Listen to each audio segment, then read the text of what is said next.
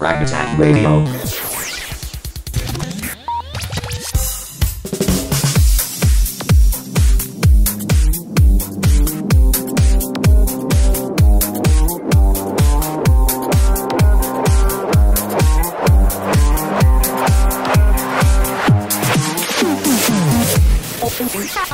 Frag Radio.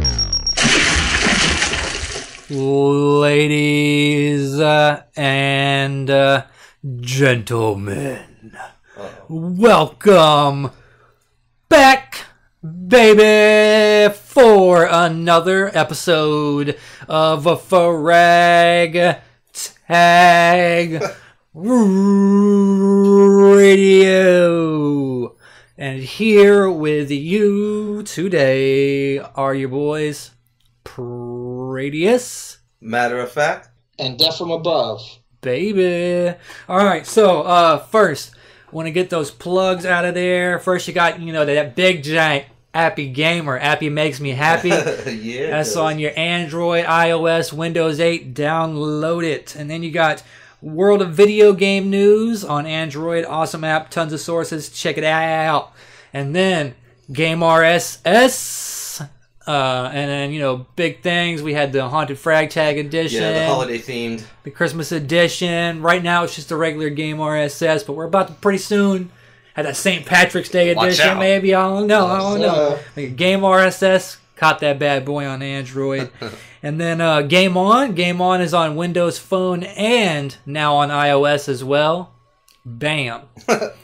Also, Xbox One news and Xbox Game News on Android. All them bad boys. You can catch Frag Tag Radio on.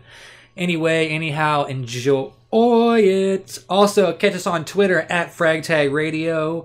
On YouTube, Frag Tag Radio. We're on iTunes, Twitch TV, Stitcher Radio, TuneIn Radio. And as always, if you want to get that episode 15 seconds before it goes up everywhere else, fragtagradio.com. Check out those reviews, the episodes, articles, comment. We love it. And should be having that contest going up here this coming week. They'll be giving away a copy of Call of Duty Ghosts for 360, copy of Need for Speed for Xbox One. And up for grabs that 12-month gold membership. We know y'all want that. So, hey, can I enter that one? All right. Sorry. No Frag Tag affiliates allowed. Damn it. Fans only. But yeah, so check that out. Yeah, that's nice. All right, so discussion about the new Xbox update. This just went live right before the Titanfall beta. They added the file manager up there and also made it so you can separate games from apps under My Games and Apps. You can also view your queue. You can sort games by alphabet, by recent, or file size, which is kind of nice. Oh, okay. And you can finally view your save files and delete them and do stuff like that. They also had some improvements to the Kinect with voice commands and other stuff like that. They also removed the graphics sharpening filter that was running in the background on the Xbox One UI. It was evidently adding jaggy edges to certain objects in some games, so they just took it out, and things are looking even better since then. So also, of course, that they've got that new that next update coming out right before Titanfall. Oh yeah. And they actually they've been sending out messages to Xbox One Live members and inviting certain gold members to join in for the beta and actually preview and test out the new update before it goes live. That's nice. I think it's just a request to register to get you in to see if you are available. Right. To be in the beta for it. Could or be. to preview it, I should say. Right. But yeah, so pretty much it's going to have improvements to the party chat as well as improving on a bunch of other social features. It's all party and social oriented, but that's a good thing because the party has needed a revamp since launch. So I actually got a message with the code to sign up to get the preview. So I imagine I'll be getting the preview here within the next couple of days. Looking forward to checking that out. If you have an Xbox One and you're a gold member, check your messages. You also might have gotten one because I think they just kind of sent them out randomly. There was no real criteria for it. So you might have been one of the lucky ones. Yep. All right, and what are your thoughts on the new dashboard update, Duff? They're pretty cool. I've been having a few graphical glitches with it, where I get the black screen. I have audio, but no visual, so I have to hard reset the console. But I think it happened to me only 2 or 3 times. Other than that, I like the fact that I can see how much life my battery has. So I know to switch out my controller so it can charge. I also like the fact that, all the apps and the games are separated because now it's not one big cluster. Right. So I can look at games or I can look at apps. Yeah, that was definitely good adding the battery indicator. I had almost forgot about that. But yeah, so Did you get the message to sign up for the preview for the new update? Yeah, I got it last Friday. I got it. So I put it in, and Saturday I got it. They said they'll let me know if I will be entered into the preview at the end of the message. Yeah, I'm hoping I'll be able to get in. Solomon actually got a message on his Xbox One also, so I went ahead and signed him up as well. No, I gotta check out my kids' information. See if they got one. Yeah, they might have, man. Like I said, if more entries, if they're gold members, then they possibly could have got it because they just say there was no real criteria. Just as long as you're a gold Xbox One member, then they sent them out. If you're on the Xbox One, that will be the primary account on a single Xbox, correct? Yeah, it'll be the primary gold account. Okay. Just so people don't think they're going to get 4 or 5 because they have 4 or 5 people on the one account. Right, because there'd be no need because they're all on the same Xbox. Right. But yeah, so looking forward to hopefully checking out that new update here in the near future. So with that, rolling into the reviews, matter of fact, got to play one of the best games ever created. It's so delightful. It's called Rekoil Liberator. If you haven't heard about this, download right away. Please. Off yourself. It's an online shooter, and they give you don't even really get to pick your class. Well, in a way you can, but the weapons they give you it doesn't matter. You can pick any class you want. It still feels the same. When I played it, it was when you could find a game, it was some parts of it would come together and be great. Right. But there's just too many inconsistencies with the game involving, the hit detection, the glitching through the wall, stuff like that really brought it down. But like I said, when you get a full team versus another full team and everything comes together, it was a fun game when it happened, but I think probably like a good update or patch or something like that would fix a lot of issues and get it, worthy of the price it has. Right, but as of right now, as it is, not feeling it. Not feeling it, no. Not at all. I was kind of disappointed.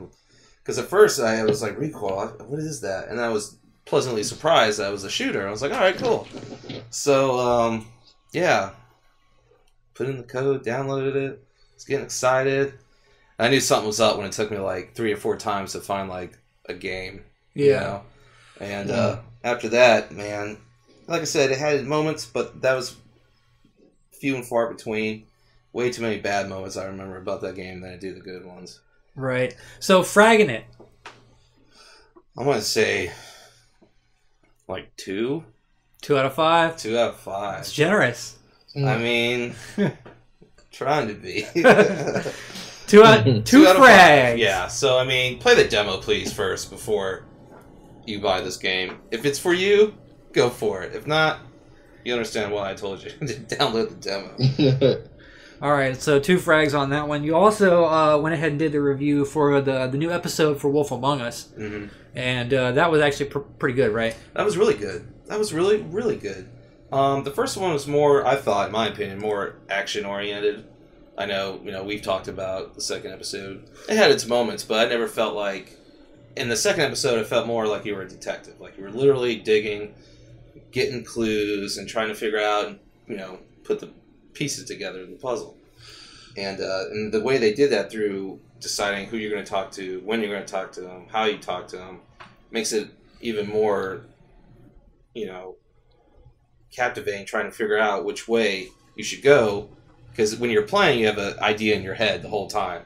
Like, all right, I'm going to go follow this route. But then the game might throw something at you, and you're like, I didn't even think of that. So it makes you wonder if you should go that route, so...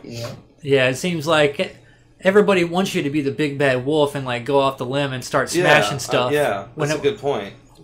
Whenever you go places, but you gotta kind of try to resist that. Yeah, fight the... And, like, be a little more suave with your conversation selections. Yeah, because...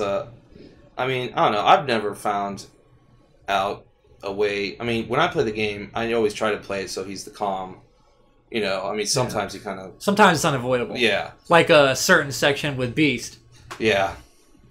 But... But I mean, the way that they do portray him is like... No one likes him. Yeah. He's like the dick of the Fable land. Yeah. So, for him to, to be in that position... Right. As the sheriff, deputy or whatever. Yeah. It's interesting. The story alone is good. Like, I'd be happy if that was just like a still comic book and I was reading it. I mean, it's really good. And being able to play during it, though, is that much better. And for the frag, I'll probably frag that. Just thinking. I'm thinking 4. 4 out of 5? Yeah, 4 out of 5, yeah. Sounds like a good rating to me. Yes, sir. All right, so I got 2 games that I did reviews on. First one was Fable Anniversary. Classic game. One of the best games on the original Xbox. Next to Halo, of course. Yeah. And Jade Empire. I was about to say, Jade Empire, yeah. But, they really did a really good job of updating the graphics and making it look brand new again. Because it looks just as good as the other Fables that are on 360, I thought. Now, some of the mechanics, did feel slightly dated. You could tell that, but even so, it didn't. When the whole time I was playing through the game, like, I didn't want to stop playing. I just kept on playing, and the game didn't feel like it was 10 years old. It felt like it was a couple years old, but not as old as it actually is. And I actually played the first Fable on the original Xbox, but I never finished it. Oh yeah. And so it was actually, and it's been so long, over like 10 years, it actually felt like a brand new experience. Yeah. Going into it, and I liked it just as good as the other Fables. I know when it comes to Fable, people like to try and pick favorites. Some people say the first one's the best. Some people say the second one's the best. There's a few people out there that'll say the third one. Lots of people like to try and hate on the third one. Yeah. I actually love the third one. And I think out of all of them that the third one is actually my favorite one. Your favorite one, yeah. But that's to each their own kind of thing. It is. But I would go ahead and say 4.5 frags for Fable Anniversary. Really, really good. And I think it's actually retailing for like $40, so it's not even a full 60. Well, then I think you can also buy that trilogy pack where it comes Fable Anniversary. Yeah, Fable 2 and Fable 3. It's up for $20 more. Yeah, which is a good deal. Yeah, it is. You get Anniversary plus for $20 more, you get Fable 2 and Fable 3. Yeah. That's a really good deal. So I would definitely recommend both of those. With the original Fable, this was on the original Xbox, so this is predating the achievement system. How are the achievements compared in this one? Because you have those achievement junkies out there. Yeah, I would say that it was pretty well balanced. You know, there was some in there that were easy to get, that were based on the story that you would just get as you went along. And then there were definitely like some other ones that if you really wanted them, that you would have to do like some extra stuff and definitely work for them. So, I mean, you're not going to just play through the game and just get 1,000 G on one playthrough for sure. Okay. So, but overall, I felt that it was as generous as it needed to be with the achievements. Like I know I'll pay $60 for a full retail game, play through the whole game, and come out with like 100 G, Max Payne 3, and just feel gypped. Even though Max Payne 3 was a great game, I want more. I feel like if I play through and beat the whole campaign, Like I should have a little more than 100 G. Yeah. Right. So, Max Payne 3. But anyway, so 4.5 for Fable Anniversary. The next game I played was a real gem. Lightning Returns Final Fantasy XIII. Loved it, loved everything about it. I know some of the reviews that have come out, it's been kind of a love it or hate it kind of thing. People have given it either great reviews or shitted on it kind of reviews. Now, is that mostly because everything's, like, the combat and everything's changed? No party? Yeah, that, and there's just a lot of hate for for 13 in general. I noticed that. And the characters, I guess they just don't jive with a lot of people. But I've always liked Lightning a lot. She's actually one of my favorite Final Fantasy characters, along with Squall from Final Fantasy VIII. I know a lot of people love Cloud and like to ride his nuts. You know, True. and Yeah, they do. But people do overlook it. He's a decent character, but he's not, you know, the god of all Final Fantasy characters to me, like he is to most people. Well, they just attribute him to, you know, he's attached to the game. Yeah, you know what I mean? And 7 was a good game, and a lot of people would probably kill me for this, but I actually think 8 was better than 7. Yeah, a lot of people. Yeah. You know, but I just gotta be honest. You know, I gotta be honest. Speak the truth. And then also Final Fantasy 3, which was actually Final Fantasy 6 over in Japan, but it was 3 over here on Super Nintendo. I really liked Locke the Thief from that game. He's another one of my favorite Final Fantasy characters. But you know, to each their own. And then what really made Final Fantasy VII for me was Sephiroth. I think Sephiroth is probably the best Final Fantasy villain ever. Oh yeah, love Sephiroth. Yeah, Sephiroth was the man. He just was, always will be. And plus, on top of Sephiroth, they had the whole that evil corporation that was run by that dude Rufus. Oh, yeah, I forgot the name of it. Shinra, the Shinra Corporation, and they had the Turks, which was that group of 3. They just had really good villains in that game. You know, and Final Fantasy VIII had good villains too. I thought Cypher was a really good villain. Yeah. Okay. You know, not quite as badass as Sephiroth, but he was badass in his own right. Did his thing. Loved it. I also loved the Ragnarok airship that you got towards the end of Final Fantasy VIII. Thought that thing was badass. Loved it. Yeah, I want to replay that. But yeah, Lightning Returns. So the combat system, it's if you've played 13-2, you'll be familiar with it because you're essentially still doing the paradigm switching. But rather than being in one place and then just hitting attack and watching things happen, you can actually move around the battlefield, roll, try and evade enemy attacks. Yeah. It's more of a real time fighting action than it is like a turn based thing. There's still the ATB gauge, the active time battle gauge. Yeah. So like if you run out of gauge, then you can't attack. Okay. But you have the 3 different outfits, which are called schematas, I think, or schematas, in Lightning Returns, and each outfit has its own ATB gauge. Oh, okay. So if you're fighting with one and the ATB gauge is getting low, then you just switch to the other one and start fighting with that, and hopefully by the time you switch back, the original ATB gauge that you were playing with has, you know, replenished itself. Yeah. You know, at least enough for you to make some attacks. So, I think that the battle system is really, really, really well done. I thought the story was really well done. There's there's been this overarching theme with all of the 13 games about destiny and time, and just challenging destiny, fate, and time. And you know, Lightning and Friends, they've been doing that since the beginning. In fact, at one point in Lightning Returns, when you're playing as Lightning, you're talking to a boss that you're about to fight, and the boss is talking about destiny and shit, and then Lightning's like, I've been fighting destiny for a long time, and to be honest, I'm getting pretty good at it. And I was like, oh, you tell him, girl. You tell him. And then I proceeded to whoop his ass. But anyway, it's just a really, really awesome game.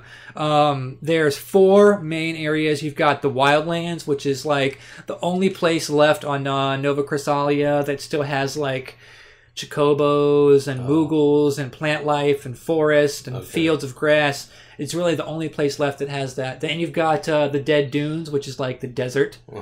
And there's like a lot of ruins and ancient dungeons there to explore. A really cool place. And then you got 2 cities. One of them is called like Yunnan, and that is like the city of pleasure, which is actually being run by Snow, who was one of your party members in one of the previous games, and was actually Sarah's boyfriend. So and he's like kind of lost his mind, and you're actually trying to like save his soul and shit, and you have to fight him at one point. It's cool stuff. And then the other city is Luxurion, which is the largest city left on Nova Chrysalia. It's like the last safe haven. It's like, you know, like a bastion for humanity, providing hope for people. And it's a real religious city. It's ran by this place, these people called the Order of Salvation, which is a religious group. And there's definitely some interesting lore there. There's tons of side missions to do. And whether you tackle them or not, you know, is up to you. But doing the side missions will get you, you know, more health, you know, more strength, more magic power. Because in Lightning Returns, you don't level up like you did in previous Final Fantasies. In previous Final Fantasies, you could grind enemies, level up, and whenever you level up, your stats would boost up. But this way, in this game, you can't just grind enemies. You can grind enemies for items, but you don't get experience like that. You get experience from completing missions. So you want to do these side missions so that you can get get Lightning built up into the badass that she needs to be for some of the harder boss battles. So essentially they're optional, but to me, I feel like you really need to do them to level up. Unless you want to have a really hard time fighting some of the bosses. So I think by completing main missions and doing these side missions, you're saving souls. And at the end of every day at 6 a.m., you get transported back to this place called the Ark, where Hope is waiting for you, who was one of your party members from 13. And in 13-2, he was actually an adult by then and he actually built the Ark that you're on now. It was under construction in 13-2. And since then it's been completed, and but for some reason God has decided to revert Hope back to his childhood form. He's no longer an adult anymore. I won't reveal anything dealing with that, but so you're transported back there every day at 6 a.m. and you pretty much present yourself to God and give him any souls that you have saved that day. And based on what you've done, this tree of life will sprout a branch, or it won't. If it sprouts a branch, then you get an extra day, because you actually start out with only, I think, 6 days. But you're trying to get to 13 because if the world ends before 13 days, it's game over. You lose. You know what I mean? Gotcha. Yeah. So you want to get to that 13th day. Now, to get to the 13th day, you only need to do 2 side missions in addition to the main missions. So it's pretty easy to do. But you can actually, if you do 40 or more side missions, then you can quote unquote do the impossible and force a 14th day, where you go to like this ultimate dungeon and fight a bunch of badass bosses and get a ton of awesome items. So depending on how hardcore you are about your Final Fantasy, you might want to do that. But yeah, there's just so much stuff that I could go on, you know, saying about it. If you want to, you know, hear more, go to the site and check out my review. It was really in depth. I think like 22 paragraphs long, big things. But I would say 4.5 frags as well, same as Fable Anniversary. Nice. I almost want to go 5, but I'm like, you know, What's holding it? Yeah, I'm not even sure what's holding it. I think that I liked 13-2 a little bit better. Oh, really? Yeah. Yeah. Oh, yeah. Which I like the whole time travel thing in 13-2, and in 13-2 you didn't have the constraint of time. Oh, I see what you're saying. Where you're always fighting against the clock. Yeah, in the back of your head the whole time. Yeah, like in Lightning Returns, you're constantly rushing. Yeah. Like, I feel like there's a button to make lightning run, or you can just walk. Yeah. But you never walk. You Because, yes, you're always running. Because time is precious in that game. And you want to always be running to your next destination. And if you complete an objective and you're not sure what to do next, you hit the pause button. Oh. And you figure out what you're going to do next. I gotcha, yeah. And look at the map and look at your goals, side missions. Figure out what you want to do, exactly where you're going. Set a destination, like a waypoint on your map, then unpause and continue. Because you don't want to sit there and just let that timer keep running while you're contemplating your next move. Like, time is that serious. Man, Right. Seems kind of interesting though. So, Now with these, but Lightning areas, also has an ability called chronostasis, where you can actually freeze the clock for a certain amount of time. Yeah. And you use energy points to do that, which you earn energy points by fighting bad guys. So that's another reason to grind battles against monsters to get these energy points, because if you do it right, then you can almost keep time frozen all the time. Oh, right. Okay. Which is pretty much what I did. Is it? Yeah. But yeah, great game. Nice. Now with these 4 sections, the 4 areas of the game, can you tackle them at any time, or are they linear where you got to go from here to here to here to here? You're gonna start out in Luxurian, no matter what. Okay. But after they set you loose in Luxurian, you can take the trains to any other place in the world you want. So even the main missions, there's no order that you have to complete them in. Oh, that's nice. Like it'll say main mission 1-1, main mission 2-1, but you can totally go and try and do main mission 3-1 before 1-1. Oh, okay. So you can do missions in any order you want, go anywhere you want. There's really no limits on that. That's cool. But yeah, so all right. So with that, Def has been jerking it to these latest Borderlands screenshots. I mean, just try not to spew on the mic. But so, how are you feeling about this last Borderlands DLC coming out in April? This last. I honestly try to avoid all the screenshots, because when the game actually comes out, when the DLC actually comes out, I want to be able to just enjoy it and not be, when is this part coming, and when is, anticipating when I'm going to see a villain or when I'm going to see something. I try to stay away from it. If there's a game that I'm really looking forward to, I'll try to stay away from them as much as possible on the internet. So I haven't looked at any of the screenshots, but I went through the last DLC with a friend of mine, which was revolved around Valentine's Day, and it's really short. Right. Yeah, we did it in like 2 hours on the Ultimate Vault Hunter at level 72. We had to fight the final boss for a good while, for about 20 minutes. But once we figured out what to do, it was pretty easy. It was pretty cut and dry. It was really easy. Right. From what I saw on this new DLC, it's like Sir Hammerlock and some chick, and they're like on vacation, chilling on the beach, and then it's like some big bad guy. I don't know who. In the original Borderlands, which I really didn't play much of, what? Shocked. Yeah. There was this villain on one of the DLCs called Cromax, I believe it's pronounced. Right. Well, obviously he's a raid boss, and of course you kill him. And this one is his son is coming out for revenge. Oh no, not the son's revenge. Jeez. Yeah, you know how the story goes. So needless to say, you'll be downloading this DLC and loving every minute of it. Hopefully it's pretty good because some of the DLC wasn't that great. Some, some were better than others. Right. But hopefully it's pretty good. Of course, the first 4 were the big and meaty DLCs. And then, because originally that's all it was supposed to be. Yeah. And then, Borderlands created a good fan base for it, like, your boy Def here, and other people like him, so they decided to keep making DLC, and that's when they started doing these headhunter missions, which were, more like bite-sized DLCs compared to, Tiny Tina's Assault and stuff like that. Right.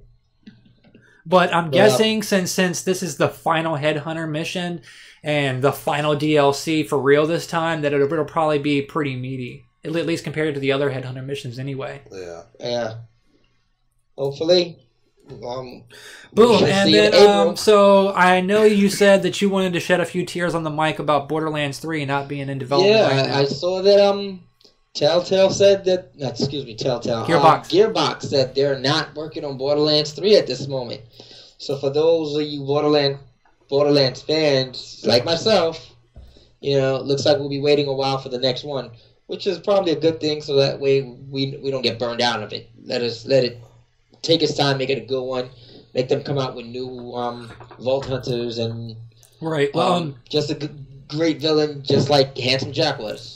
The reason that Andy Pitchford said was that he says that he just feels like if they made Borderlands 3 right now, that they would have to do a cross-gen. It would have to be for PS3 and 360 and for Xbox One and PS4. And he really doesn't have, because they're already working on 2 other games right now, and they really don't have the manpower to make a big game like Borderlands and develop it for 4 different consoles. So he's just wants to kind of wait, get these other 2 games done, and then by that time, hopefully, it'll be to the point where he'll be able to just make it for the new consoles without having to do the whole cross-gen thing, and be able to concentrate all of his efforts, into the 2 next-gen consoles and make it, the best experience it possibly could be.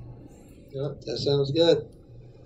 And while we're shedding a tear on that, we can also shed a tear on that the makers of the BioShock.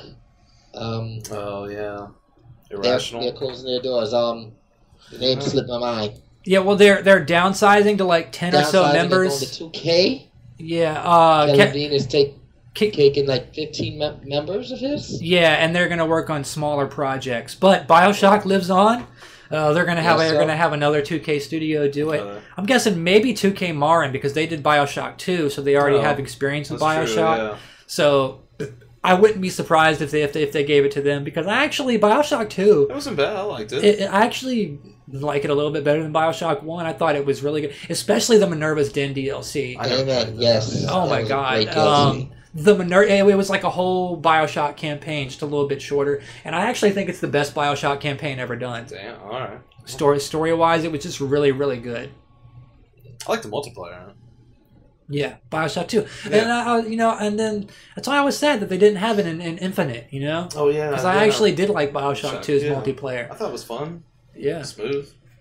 So hopefully they'll bring that back as well, because the whole Clash in the Clouds Horde mode stuff and Infinite, I wasn't feeling it. Wasn't feeling it.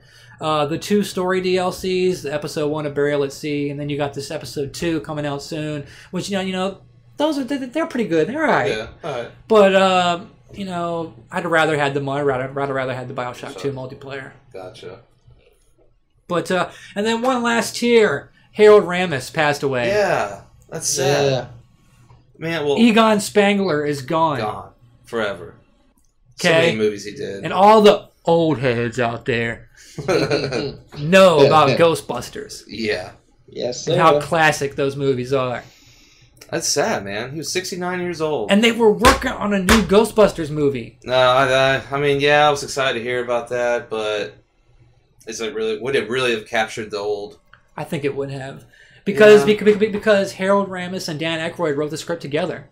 Yeah, just like the game. Right. And the game was awesome. Well, the game was awesome. That was our 3rd movie. Well, I think that's going to be the last Ghostbusters thing we ever get. Probably. Because, unless Dan Aykroyd... Bill Murray's already kind of washed his hands of it. Right. Well, he's willing to do video games. Yeah, but he's... Like you said there. But he feels like he's too old now to be on camera and play Peter or whatever. Something like that, yeah. Which is bullcrap. I'd pay money for that. Yeah. Come on. I mean, if they had come out with a Ghostbusters with all 4 of the original Ghostbusters, you know how much money that would have made? Yeah. How many people would have gone to see that? For real.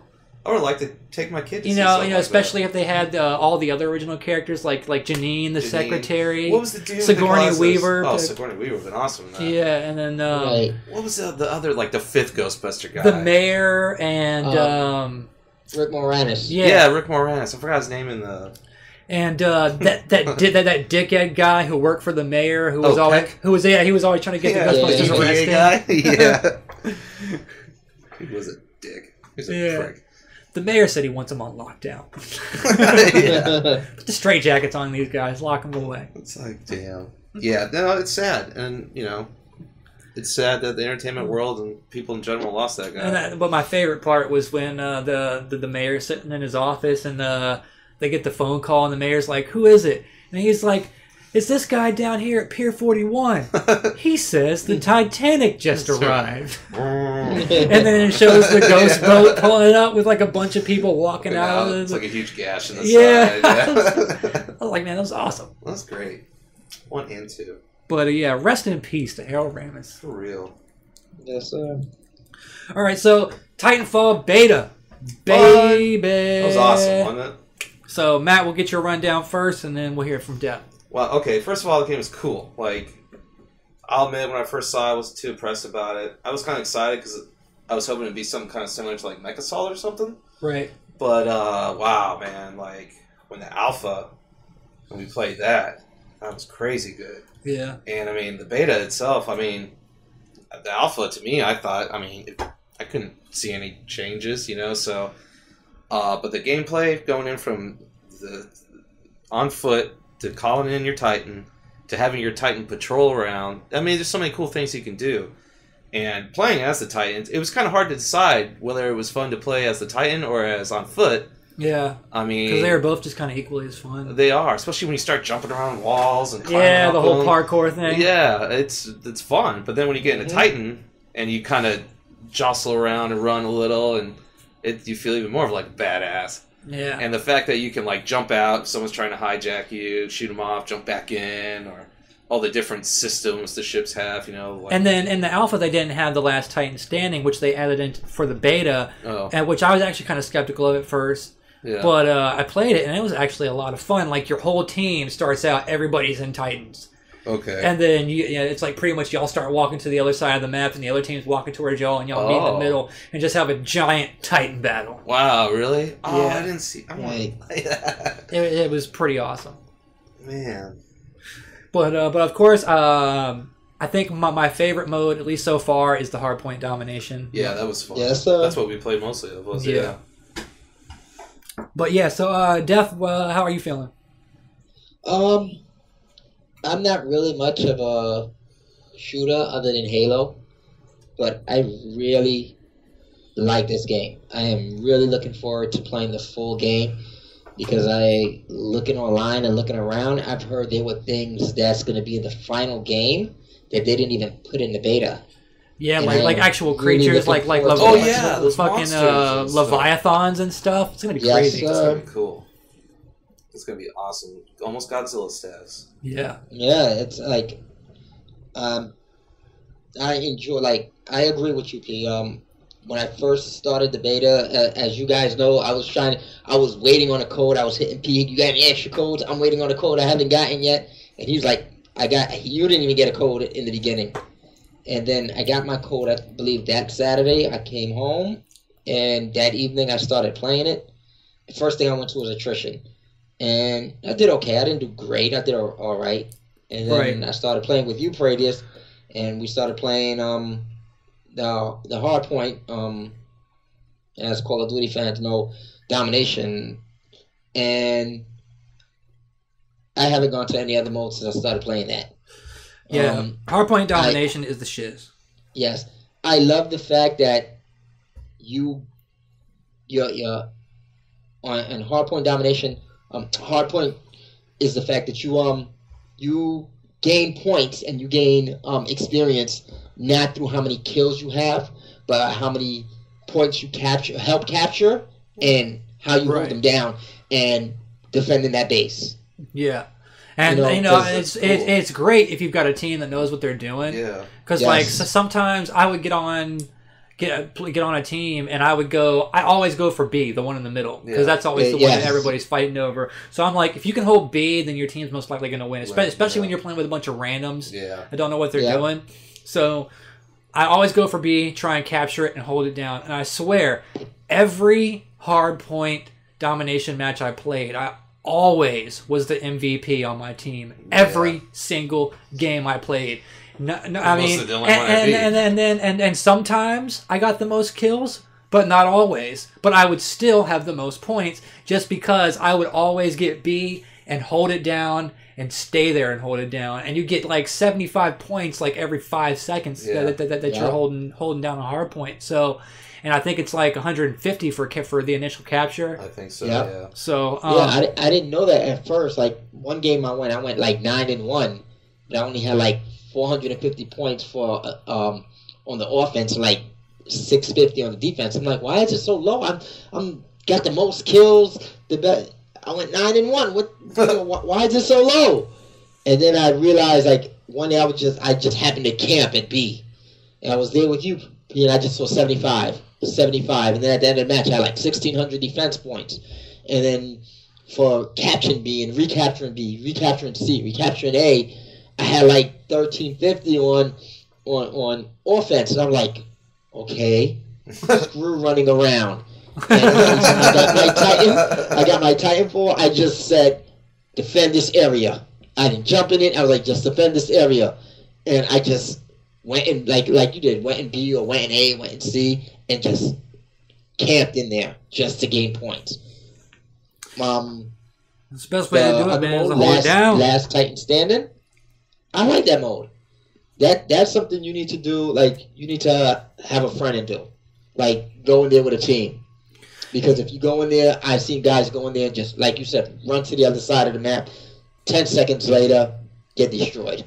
Yeah, you definitely want to stick together with your other Titans and move as a group. Because if you don't, the other team's going to win. Yeah. I went in there with like... Whenever I got on a team and I saw that one of our guys was trying to lone wolf it, I was like, oh, this match already isn't going to turn out good. We're going to lose. Yeah. Because he's going to go there and get destroyed right away, and then it's going to be 6 of them versus 4 or 5 of us.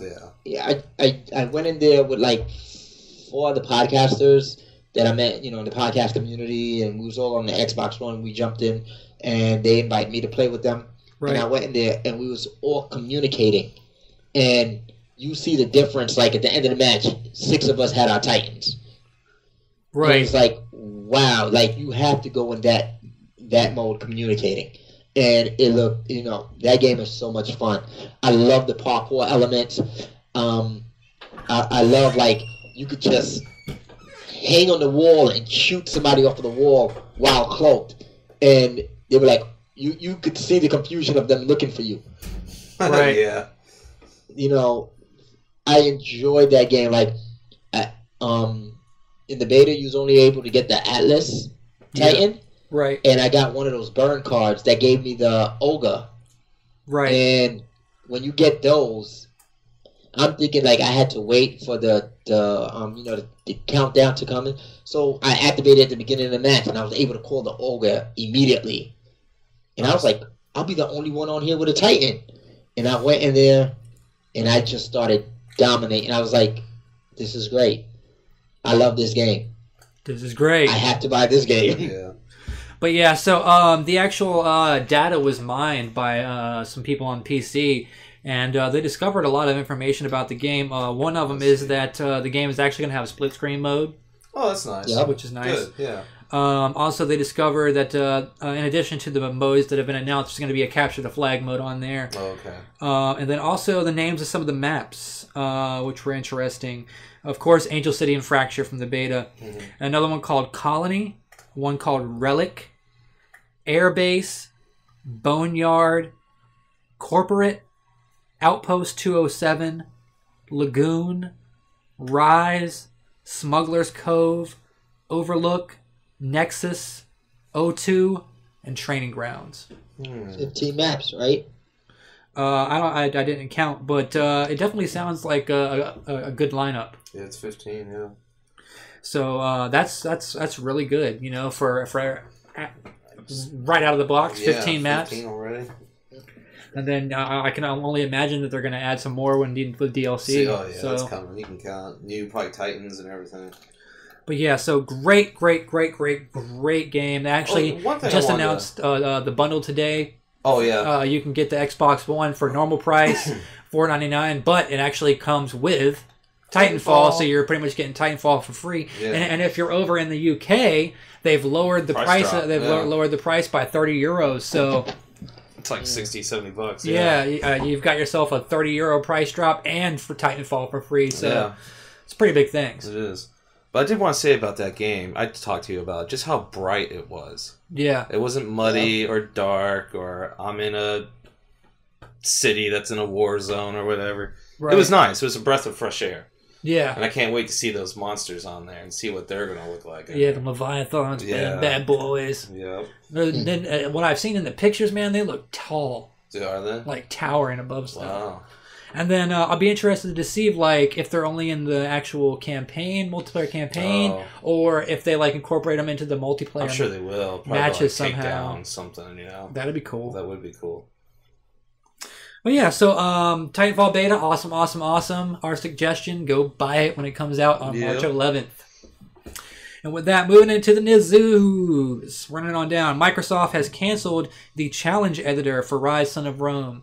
Kind of sad to hear about that. You know, I was kind of looking forward to it. Yeah. Making my own challenges and putting them up there for the community and checking out some of the community challenges. I think that would have been a good way of, you know, keeping the game alive even after they stopped doing DLC for it. You could always, you know, check out other people's challenges. And stuff. But they said that they've nixed that in favor of free updates for the game that they're going to be coming out, where they're going to be adding new stuff. Like they just added a survival mode on there, which is pretty cool. Yeah. So and then of course other, you know, actual paid DLCs as well. Yeah, so and there, Activision working on a new game with Tony Hawk. Bam! The man himself. Yeah, the man himself. Tony Hawk's the one who spilled the beans. Man, I don't know. I hope it's better than Shred. Yeah, or the last Playground. Yeah, Tony Hawk's Playground was just all that open world BS. Wow.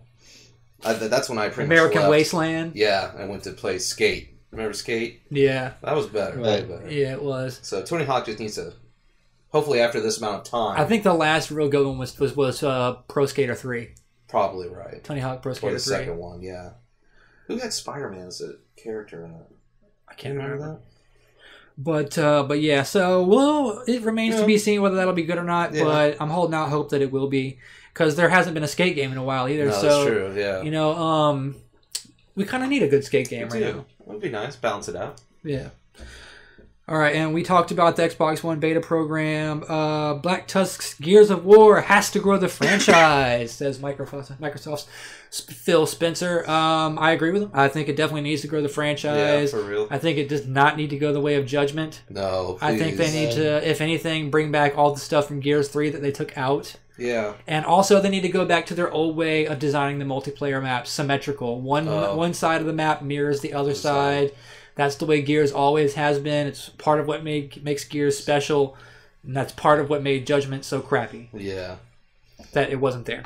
So, moving on. SkyDrive has been relaunched as OneDrive, and it now has achievements on Xbox One. Oh. So you can get yourself some achievements by playing around with your OneDrive. Also, with SkyDrive, you got 7 gig, and that was it.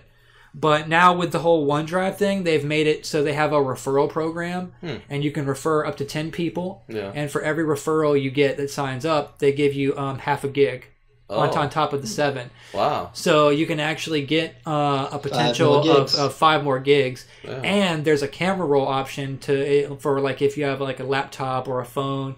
If you sync up the camera roll, it'll give you an additional 3 gig. Wow. So you can actually get up to 15, I think it's 15 gig now. Yes, sir. Man. So just by doing that, and I actually already did my 10 referrals and got my 5 gig, plus activated the camera roll and got my 8.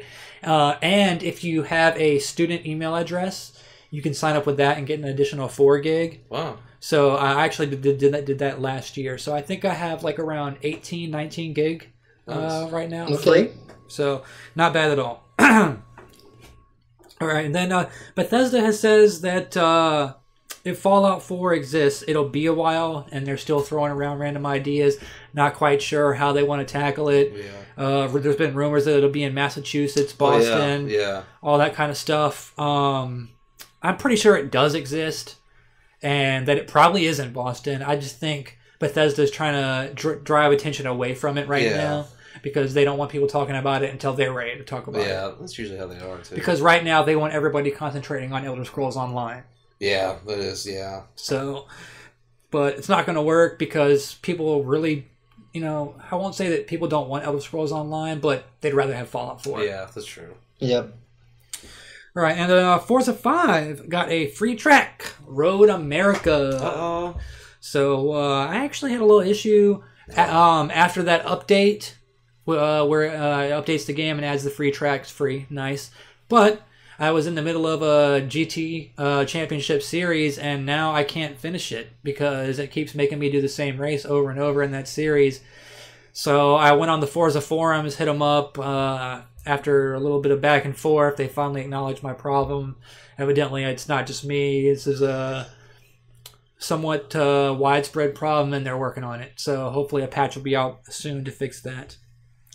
And then we talked about Kevin Levine quitting BioShock and Irrational winding down. Thief, which actually is out now, is 900p on Xbox One, 1080p on PS4. Both of them are running at 30 frames per second. Neither of them are running at 60. But the developers over at Thief say that the resolutions between the two consoles are going to auto-balance over time as people get more familiar with the ESRAM and the Xbox One. And they're pretty sure a year from now that, this whole thing won't even be an issue anymore with people. To me, it's already not an issue. Yeah. Looks the same to me on both, when I look at screenshots comparisons. But it is what it is. I know some people are real sticklers about that. So, right. Boom. Microsoft to start offering digital deals on Xbox One games. Ryse Son of Rome was just on sale for $40, and that sale just ended. I'm not sure what the next game is, but be checking because they're gonna start having another new game on sale for I think it's like a week. Okay. And then, so after Rise, who knows what'll be next, but something will be on sale. And depending on how these sales go, they're gonna kind of take a wait and approach thing, see how it works out, and if it works out good, then they'll start doing even bigger sales. So I say take advantage of them, Yeah, that's true. Yep. All right, and then Square Enix says Final Fantasy XV is far into development, so hopefully that means we'll be seeing it sooner than later. Yeah, hopefully. I would say if not this year, definitely next year on next-gen consoles. Yeah. Kingdom Hearts 3, probably a little bit farther off. Oh, I'd say so. Yeah. But okay. Looking forward to Final Fantasy 15. Yeah. All right, and then The Evil Within getting a launch date, August 26th. Yep. On Xbox One, 360, PS3, PS4, all that. So August 26th. And that is from the original Resident Evil creator. Okay, and he says that he's taken the survival horror back to its roots. And this is going to be like the old Resident Evil. Oh, that means I won't play that sounds good. So, looking forward to this. I am going to love it, man. I can't wait. I just love the old Resident Evils, and the newer ones haven't been that great. Although Revelations was really good, and me and Def actually played a lot of that game. Yeah, I remember you two were getting. Yeah, that was fun. Really good game. I actually wouldn't mind getting back on there sometime. And then Master Chief himself has said Halo 4 probably won't be this year, but Halo 2 Anniversary definitely will. Yeah, something to hold you over. This isn't from Microsoft, but when Master Chief, or the voice actor of Master Chief, says it's probably pretty true. True, yeah. Right. All right, DayZ could come to Xbox One. Developer has talked extensively with Microsoft, and they want to bring it. This game's big things on PC. Yeah, that could be really cool. So, looking forward to seeing if something comes with that. Microsoft talking PC gaming, promising stronger support in the future, which is good to see because the whole games with Windows thing didn't work out. Now they've got this new marketplace with Windows 8. They're doing the Project Spark beta on PC, and they've definitely been showing a lot of more love to PC games recently, so I'm interested to see where that goes. And then what? Fable Legends free to play? Question mark. I guess Lionhead hasn't really decided on that yet, though. Have they? Yeah, I'm still thinking about it. Either way, I'm looking forward to it. I was about to ask you. How about you, Def? Would that affect you either way? No, because I mostly play. I really don't do PC gaming, so. We're not talking about a PC game. We're talking about Fable Legends for Xbox One. Oh, I'm sorry. Fable Legends, no. Is it free to play? Not really, because I really didn't really get into any of the Fable games. So, if it's free to play, it might entice me more to give it a try. Yeah. And for those of us who really didn't get into it, might say, "Oh, let me try it. It's free to play. See how far I can get into it." And it might hook me where I'm actually paying for all the DLC. The DLC for all the stuff to improve my character. Right, and plus, Fable Legends is going to be 4-player co-op as well. Oh, and that I know you guys are going to be on there, so that definitely entices me to play it, to start to see if I like it or not.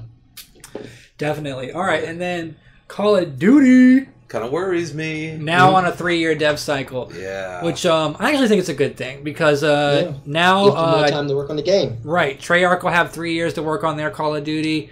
Infinity Ward will have 3 years to work on theirs, and then Sledgehammer will have three years to work on theirs. But by doing this, they'll still be able to put out a Call of Duty every year, but the development teams will have a whole extra year of time to work on Call of Duty games, which will hopefully help them, innovate more, and be able to do more cool stuff and drive Call of Duty forward rather than it kind of feeling like the same thing every year. Yeah. Right. Sledgehammer Games work together with Infinity Ward on Modern Warfare 3. Yeah. So, they have some experience with Call of Duty. I'm interested to see what they do on their own. Yeah, that's what, but I don't know. I mean, I think, fan-wise, I think Modern Warfare 3 was, like, the least favorite. Probably, yeah.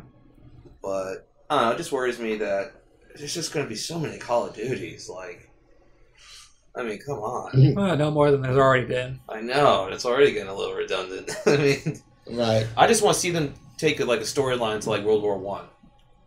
If they did that on the new systems, I think that would be with a good story. It could be cool. I think it would be pretty nice because they already tapped on just about everything except for the Korean War. I'm not big on ancient guns though. I mean, they're not ancient. Yeah. I mean, they had. Me neither. I mean, can you imagine seeing a first tank rolling up and a guy on a horse rides next to it? And you're like, whoa. That means turn of the century. It could be something. It could be something. It would be pretty cool. See the first chain gun, water cooled. They already did the Cold War, so Cold War, Vietnam, all that. Yeah.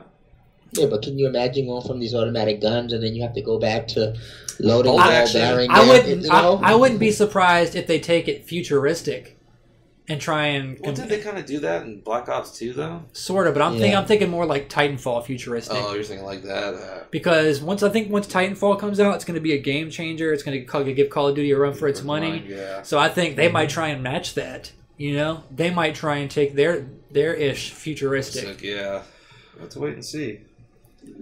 New Microsoft CEO has been appointed. Satya Nadella? I'm not sure if I'm pronouncing that right. But he's the new CEO of Microsoft, and Bill Gates is actually back at the company again. He was chairman of the board, overlooking that. He stepped down as chairman of the board to take an advisory role and actually come back to working day-to-day at Microsoft, That's cool. which I think is a good thing. It is. Sort of like how Steve Jobs came back to Apple after all those years. Yeah. Apple was in the shitter, and he turned that company around, brought him back to life again. So I think potentially Bill Gates could do the same type of thing here. Good. Get things back on track.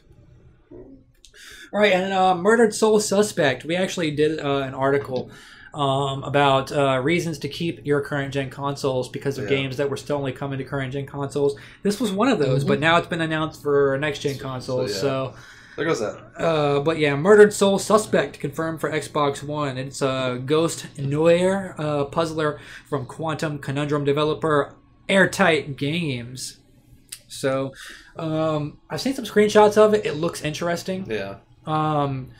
Like a LA Noir, but with like a ghost stuff going on. It's kind of weird. Yeah, like but, hunting. But at the same time, it looks kind of cool. I'm not even sure on that. Okay, yeah. I think this is the one where it has some detective stuff going on with it. So yeah, you're trying to figure out who murdered you or something like that. Right. Oh yeah, yeah. And then you have the zombie or monsters around you, so you have to go into their bodies, into people like possessed people, so the monsters don't kill you or something like that.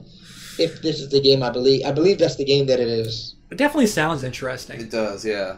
Twist on gameplay. I'd be interested in seeing how it turns out. Boom. And then Killer Instinct has been moved over to the internal Microsoft development team headed up by Ken Loth. Or Ken Lobb, sorry. Because Double Helix been bought out by Amazon, of all people. Yeah. Yep.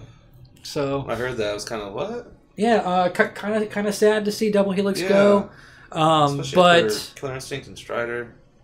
Yeah. I mean, but you know, Ken Lobb and the internal Microsoft team, I'm sure they're going to do just as good of a job, if not even better. Yeah, I'm sure they will. That's Ken Lobb's baby. That's not going anywhere.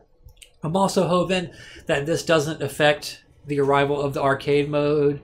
Oh, I didn't think about that. And some of that other stuff. But evidently, they've kind of been expecting this for a while now and have been setting up for it because Amazon had been in talks with Double Helix previously about it, and it's kind of been building up to this. So Microsoft kind of knew that it was probably going to happen, so they've already been getting things set in place. Gotcha. So hopefully it won't affect anything about that. And then Def's favorite rapper, Nas, gonna have a series on Xbox. How you feeling about that, Def?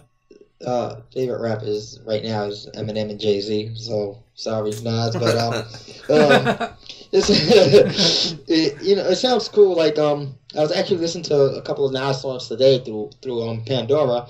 So and like I heard this what was this, last week or a few weeks ago that I heard this, and it sounds like it's gonna be interesting.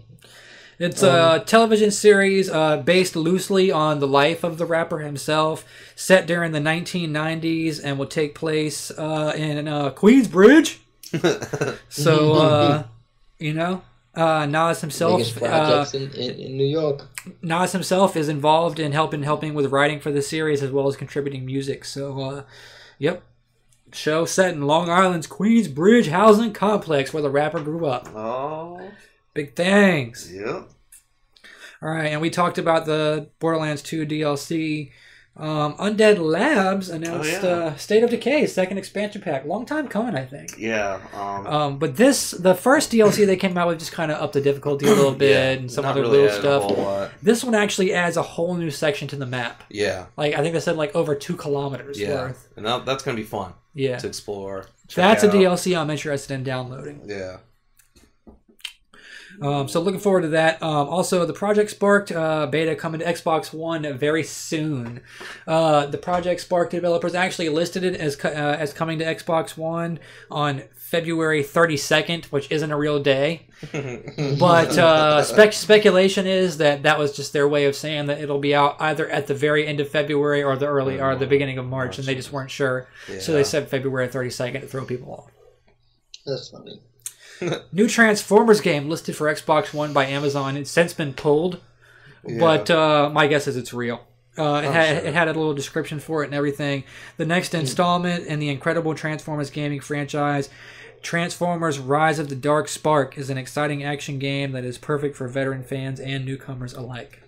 Is it based on a new movie? I have no idea. I think it is. I think Rise of the Dark Spark. I think that is. It has, what's his name? Marky Mark. The Shia LaBeouf. Mark Wahlberg. Yeah, Mark Wahlberg. Yeah, he's in there. Shia's gone. Oh, he is? Yeah. Oh. Did you see he wore like a bag over his head saying he's not a star anymore? Oh, really? You didn't see that? No, I didn't see that. I forgot what ceremony it was. Some, entertainment ceremony. He comes walking out in his tuxedo with like a bag over his head. Like a paper bag. Cut out eyes and put, I believe it said, "I'm not a star anymore" or something like that on there. I don't know what he was trying to do. Huh. That's weird. It is weird. That guy's weird. But he did direct a Marilyn Manson music video. Oh. And it was one of the craziest Marilyn Manson videos I've ever seen. Wow. I'm talking like there was a vagina on the screen, and there was an eyeball looking out of the vagina, and it was like darting from left to right. It was some creepy stuff, dude. Wow, yeah, I'm gonna show you that video later. Crazy. I look forward to that. crazy. That is crazy. But yeah, first Xbox One indie games coming soon. And the first round that we're going to see is Project Cars from Slightly Mad, Dive Kick from Iron Galaxy, Nuclear Throne from Vlambeer. I'm actually looking forward to that one. Cosmic Star Heroine from Zeboid, Nut Jitsu from Ninja Beat. That game looks awesome. Is it? Roundabout from No Goblin, Worms Battleground from Team 17. Everybody loves Worms. Yeah. And then Super Time Force from Capybara Games. So, looking forward to see which one of those turn out to be good, which ones don't. See what kind but glad to see that some of those first indie games are starting to make their way. Yeah. Kingdom Come Deliverance confirmed for Xbox One. This was actually a Kickstarter project for PC that has now been confirmed to be coming to consoles as well. That sounds pretty interesting. Really? First-person medieval sword fighting game, takes place in a realistically styled open world and allows you to participate in an actual castle siege with ladders and all that good stuff. Crenellations and everything. Yeah.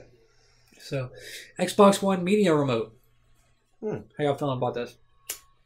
Does it really need a media remote? Hopefully it will be, integrated so that way I can actually use it. Schmitty said he's buying it. Really? Yeah. No, I have to look into it. All right, but Because I'm tired of using two different remotes if I want to, change the input to play my 360 or have the Xbox One. So if I'm able to use this to reduce two remotes to one, Then you're feeling it. I will get it. All right, what's going to be? It's retailing for $25, which is actually a pretty good price point. that's not bad at all for that. So, for $25, I might pick it up. Haven't decided yet. And then Middle Earth: Shadow of Mordor, focused on Xbox One and PS4. Speaking to IGN, the director of the game said that every effort is being made to get the 360 and PS3 versions of the game as close to the others as possible, but Shadow of Mordor is essentially a next-gen game. We're very focused on Xbox One and PS4. We're focusing on the next-gen platforms and going to do whatever we can to get as much of the content as possible on current gen. To break it down, some of the stuff we're pretty confident will be very similar, the core mechanics, combat, stealth, movements, etc.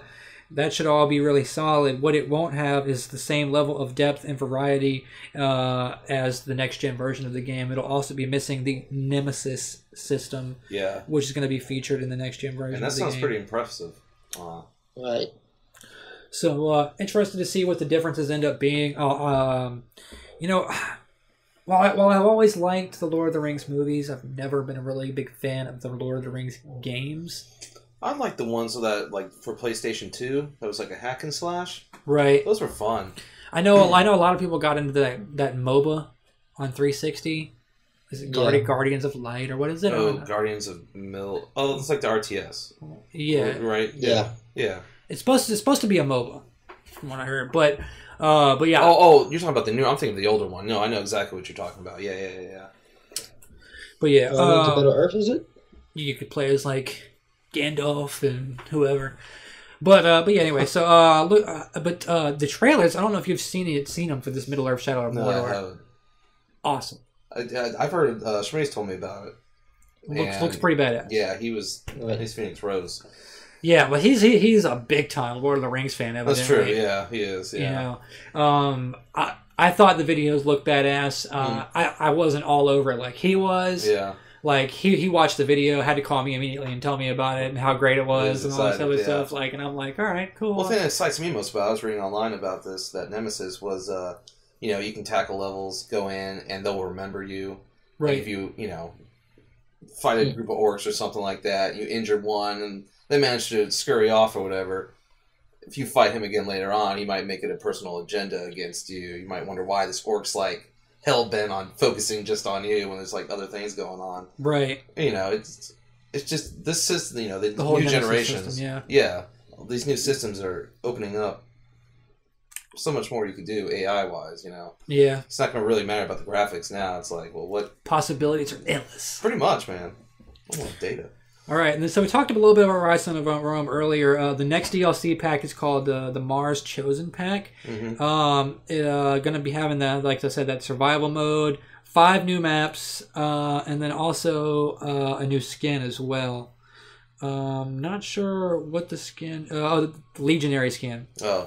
The 5 maps will be Firestorm, Dockyard, Courtyard, Pyramid, and Obelisk. So all of those actually sound pretty cool. Interested in the Pyramid. Yeah. Sacred 3 out this summer on 360, Windows PC, and PS3. For those who don't know, Sacred is like a Diablo type of dungeon crawler. Yeah. Sacred 2 was on 360, I think. It was actually a pretty decent little dungeon crawler. Yeah. So interesting. I might actually pick up Sacred 3. Let's see. Hack and slash. It's got drop in, drop out, online, and offline co-op. Offline, the game supports 2 players locally, or online up to 4 players. Yeah. So it definitely sounds pretty cute. Yeah, it does. And then Titanfall's take on the Prestige system. Well, you kind of saw this coming. The max level is going to be 50, and then after that you can Prestige for generation ranks, and there are going to be 10 different generation ranks that you can Prestige to. So, all the hardcore people, they'll be all over that. Yeah. All right, and then Batman Arkham Origins Blackgate announced for 360. This was actually originally a handheld game for Vita and 3DS that they're now bringing to 360. This is a deluxe version of the game. Yeah. And this is a 2.5D spin-off of the actual Arkham Origins game. Okay. So, but pretty much it's going to be the same game as the original, but with high-definition graphics, a new map and hint system, 5.1 digital surround sound, and a fully voiced narrative. So, they're definitely making some improvements to the game. I actually haven't played the handheld one, so I'm not, really sure if that's any good or not. But I'm interested. I'd like to check it out. Plays, and then the Minecraft. Yeah, update 14. New UI and a city texture pack coming. Yeah. And what? It adds what? Carrots, potatoes, cobblestone walls, jungle and desert temples, anvils, quartz. Emeralds and desert villages. Yeah, no, the desert villages. I'm looking forward to that. Sold. But anvil. Yeah, so that's pretty cool, man. It is. And then, have they made the update to make it so where you can ride horses yet? Oh man, I don't think so. I haven't seen it. I know that was supposed to be coming soon too. I've heard about a while ago. I don't think they've done that yet though. Probably not. All right, and then last to end it off, Killer Instinct updated. Oh, the jail system adjustments. Yep, all jail stats have been reset, aka clean slate.